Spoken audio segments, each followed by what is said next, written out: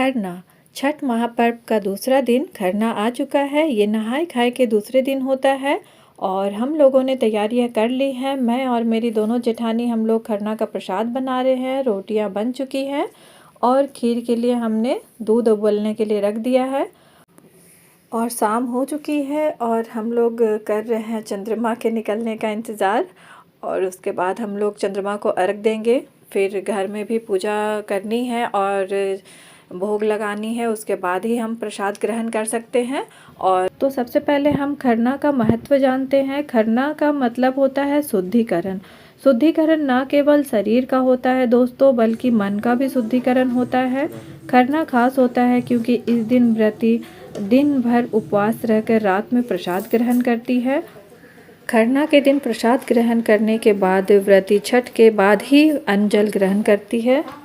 यानी 36 घंटे का यह कठिन उपवास बिना अन्न जल ग्रहण किए हुए ही व्रती छठ की समाप्ति के दिन यानी सुबह वाले अर्घ के दिन सूरज भगवान को अर्घ अर्पित करके ही अपना व्रत तोड़ती है। और ये बहुत ही कठिन पर्व है दोस्तों, जिसमें किसी भी तरह की गलती नहीं होनी चाहिए और ये बहुत ही साफ सफाई से किया जाने वाला व्रत है।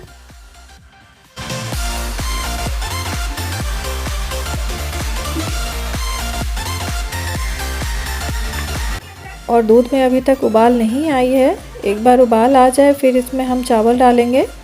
चावल हमने धो के रख लिया है और फिर अब बस उबाल आने वाली है। और दूसरी तरफ मैं दिखाना चाहूँगी दोस्तों, सुबह हमने सारे चीज़ें धो के अच्छे से तैयार कर ली थी जो भी पूजा में लगती हैं, क्योंकि इसमें सारी चीज़ें नहीं लगती हैं और जो हम लोग कभी यूज़ नहीं करते, बस पूजा में ही यूज़ होती है। और इधर बच्चों ने बहुत सुंदर सी रंगोली बनाई है जहां हमें अर्घ देनी है चंद्रमा को। और हम लोग सभी पूजा की तैयारी में लगे हुए हैं। हम लोग एक दूसरे की मांग भर रहे हैं।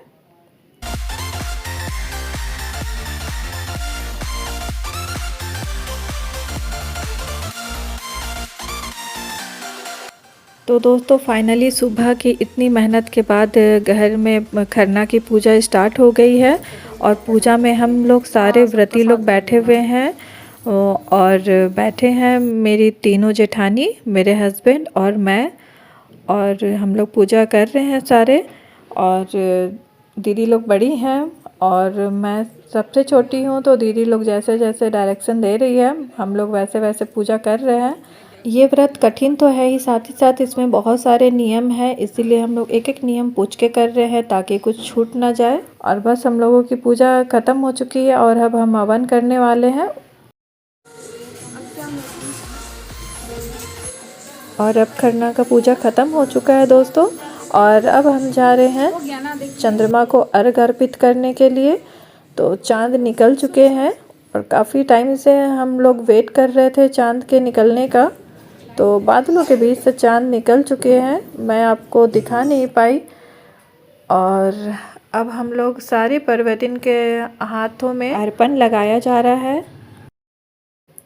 अब सारे परिवार के लोग यहाँ पे मौजूद हैं और जिन्हें जिन्हें इस व्रत में श्रद्धा होती है वो लोग बहुत ही भक्ति से इस पूजा में शामिल होते हैं। शाम का टाइम है, चंद्रमा दिख रहे हैं हमें, मैं आप लोगों को वीडियो में दिखा नहीं पाई हूँ।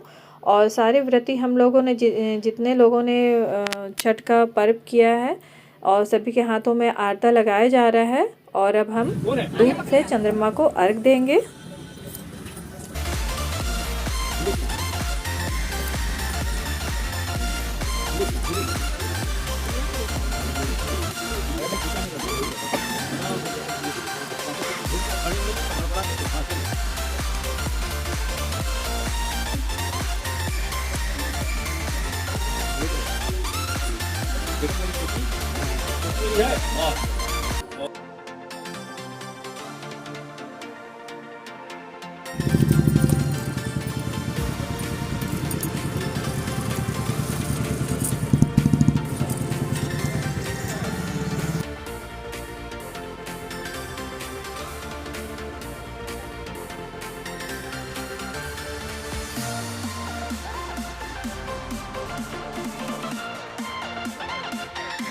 और अब हम लोग की चंद्रमा की अर्घ कंप्लीट हो गई है और अब हम लोग कर रहे हैं हवन।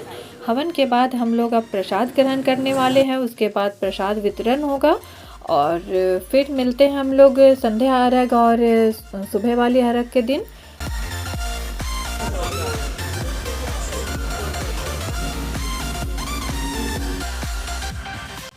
और दोस्तों, अगर कुछ मेरे से रह गया होगा तो प्लीज़ उसके लिए माफ़ी चाहूँगी, क्योंकि फास्टिंग का टाइम है और छठ पूजा में बहुत ही नियम से सारे काम होते हैं। तो मैंने काफ़ी कोशिश की है कि सारी चीज़ें मैं आप लोगों को दिखाऊं जो भी हम लोगों ने किया है छठ पूजा में।